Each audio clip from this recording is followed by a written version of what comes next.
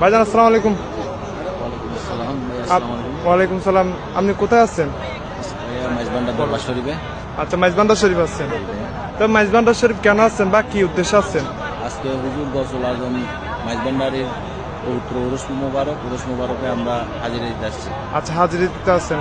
আপনার কি পাওয়ার আশা বা আপনি কোনো কিছু হাসিল করার জন্য আছেন? কি হাসিল করার জন্য? এখানে আসার একমাত্র কারণ হচ্ছে আল্লাহ এবং আল্লাহ রসুলের রেজামন্দি হাসিল, এটাই একমাত্র কারণ। এটাই একমাত্র। আচ্ছা, এখানে কথিত আছে মাইজবান্ডারে বলে নামাজ পড়ে না।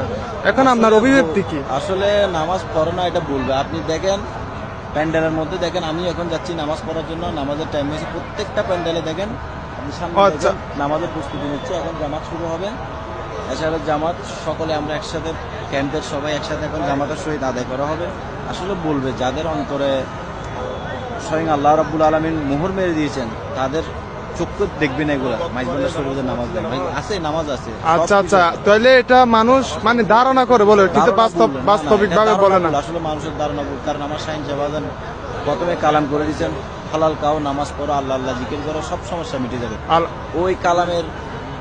ওই কালাম নিয়ে যদি একটা মানুষ তার জীবনকে পরিশুদ্ধ করতে পারে তাইলে জীবন অনেক সুন্দর হবে। আমরা ওইটা নিয়ে আশা থাকি, সবসময় ওইটা নিয়ে দরবারে আসি, হালাল খাওয়ার চেষ্টা করব আমরা, নামাজ সময় হলে নামাজ পড়বো। আলহামদুলিল্লাহ, আলহামদুলিল্লাহ।